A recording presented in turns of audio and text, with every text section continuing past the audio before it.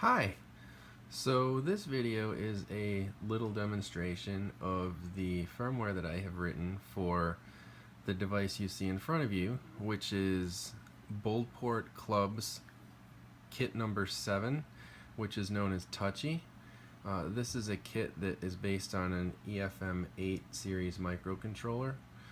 It's an 8051 core. It's got about 8K of flash on board. And this particular kit was oriented at demonstrating how capacitive touch sensors work. So the white half dots you see along the edges of the board and the ring to the right side are actually capacitive touch sensors. It's powered by a small 2032 button cell battery, and there are 6 LEDs that we can use to control. We can use the microcontroller to switch on and off. A couple of the LEDs are also attached to outputs that have a PWM generator built into the microcontroller, so you can effectively dim the LEDs. The microcontroller is designed to be very power efficient, so when it's sleeping it's only using about 1/3 of a microamp. So this battery lasts a pretty long time with the device powered down. Right now it's sleeping, but if I pick it up I can touch one of these buttons and it wakes up.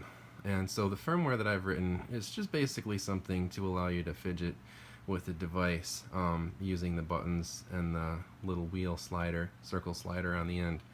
So if you hold down button 1, all the LEDs will blink and that indicates that you're kicked back to this kind of main menu mode, if you will, and you use the circle slider to move the LEDs to the left or right or up or down depending on how you're looking at it. There's 6 modes.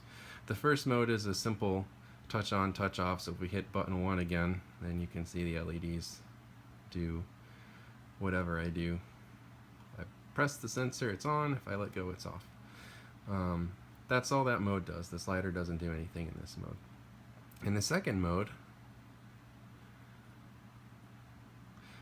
we get a tap on, tap off kind of action. The first button will actually invert the state of the LEDs. So if I turn these middle 2 on and hit 1, they toggle. The button 6, which is this one, turns them all on or all off. 2, 3, 4, and 5 turn on those LEDs. And then the outer 2 are actually set up so that you can vary the intensity of them in kind of the opposite direction.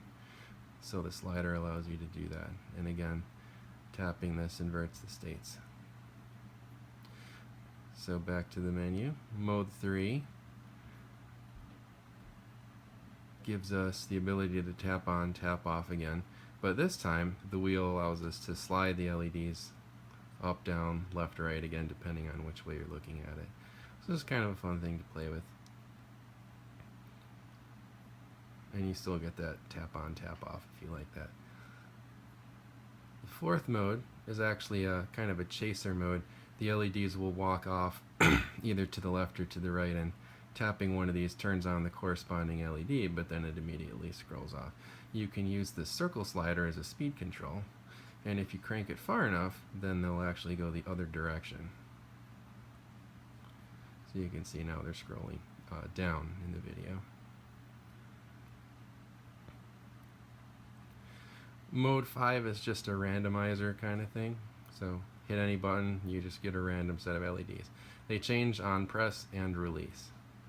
So pressing the button does one, and you do it again. The slider just scrambles them until you stop sliding. And then the last mode, mode 6, is just a binary counter mode. You can count up or you can count down. One of the guys was saying there might be a bug with the counterclockwise rotation. I'm a little skeptical, but the slider itself is very sensitive, so it tends to be a little jittery. I actually did a little bit of work with the code to try to make it less sensitive, but I think the consequence is that it can be a little jittery at times. But in any event, that's all. This is a really fun kit. I highly recommend the Boldport Club. The projects are very high quality and they're a lot of fun to tinker with. I spent just a couple nights working on this firmware. The original firmware was a good demonstration, but it was very, very vanilla. It didn't really do much. So this gives it a lot more functionality. It's fun to carry around with you if you like to fidget. Some people like to do that. So this makes the kit a little bit more fun to use in that way, because it is a really neat design. So anyway, that's all. Thanks for watching. I hope you enjoyed the demonstration, and if you have one of these, I hope you'll install it. If you don't have one, then you really need to sign up for the club.